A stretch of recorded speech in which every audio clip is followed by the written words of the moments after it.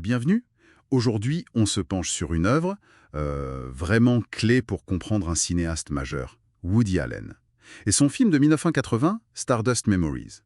On a quelques extraits de résumé.txt pour nous guider.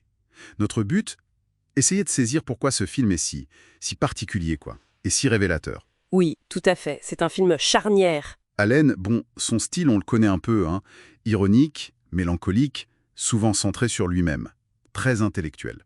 Mais là, avec Stardust Memories, on a l'impression qu'il pousse tout ça à fond. Ah oui, complètement. C'est plus juste une comédie, c'est plus un drame classique non plus. Une sorte d'autoportrait, mais déformé. C'est ça, déformé, presque une confession artistique, mais déguisée, qui joue sans arrêt avec la fiction, l'autobiographie. Et on y retrouve ces thèmes fétiches. Ah bah oui. Et de manière assez brute, je trouve, la fragilité de l'amour qui semble presque impossible ici. L'angoisse existentielle, omniprésente. L'art aussi. Refuge et prison. Exactement. Refuge, mais qui devient une cage dorée. La quête de sens, la célébrité dont il se moque. Le tout dans ce noir et blanc très... Très stylisé, oui. Hommage à Fellini, à 8,5, c'est ça. C'est l'hommage évident, oui. 8,5 lui-même un film sur un réalisateur en crise. Justement, le contexte. Ça sort quand déjà? Fin 70, début 80? Fin 1980. Juste après les énormes succès d'Annie Hall, de Manhattan, Allen est au sommet. Mais le succès pèse, on dirait. C'est ça. Les attentes, la critique, son propre sentiment de désillusion peut-être. Et Stardust Memories reflète vraiment cette crise. À travers le personnage de Sandy Bates. Oui, ce réalisateur célèbre, adulé, mais complètement assiégi par ses fans, ses producteurs, ses doutes. Difficile de ne pas voir le parallèle avec Allen lui-même. Bah oui, ça saute aux yeux, même s'il a parfois dit le contraire. Et puis l'époque aussi, l'Amérique de 1980, un peu désenchantée, ça teinte le film. Et cette crise, ce chaos intérieur, ça se voit dans la forme même du film, non? C'est là que ça devient vraiment fascinant. Absolument. La structure narrative, elle est éclatée. C'est un collage. Souvenirs, fantasmes, scènes réelles, rêves. Très méta, comme on dit. Extrêmement méta, oui. Des personnages qui parlent à la caméra, qui commentent le film.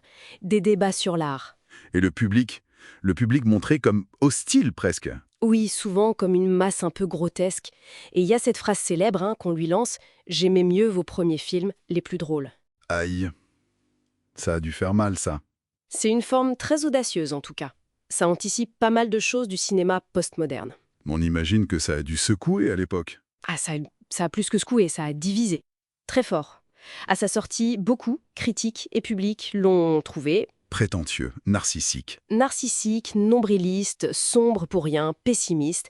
Beaucoup ont pensé qu'il crachait un peu dans la soupe, quoi, qu'il méprisait son public. Celui qui aimait ses comédies, justement. Voilà. Cette réplique sur les films drôles a été prise au premier degré. L'accueil a été glacial, vraiment. Et pourtant, aujourd'hui, c'est d'un film culte, influent même. Qu'est-ce qui a changé alors? Le temps, le recul, des critiques importants comme Roger Ebert, qui l'avait démoli au début, l'ont réévalué des années après. Ils ont reconnu sa complexité. Oui, sa complexité, son courage. On a commencé à voir au-delà de la provocation apparente, la réflexion sur la célébrité, la création. Le rapport au public. Exactement. Et puis, des réalisateurs plus jeunes, type Baumbach, Kaufman, ont cité son influence. Il fallait peut-être que le cinéma évolue un peu pour qu'on apprécie son audace. Donc ça marque une vraie bascule dans sa carrière, en fait. Ah oui, clairement. On passe d'un Allen peut-être plus léger dans les années 70 à un Allen plus introspectif, plus philosophique, parfois plus sombre pour les décennies suivantes. C'est un portrait assez brutal de l'artiste face à lui-même et au monde. Tout à fait. Ce qui ressort tout le temps, c'est cette tension. L'artiste face au public qui le dévore, l'ego face au besoin d'amour. Le désir de communiquer face au repli sur soi. C'est exactement ça, Stardust Memories, il cherche pas du tout à plaire. Il cherche à interroger, à déstabiliser.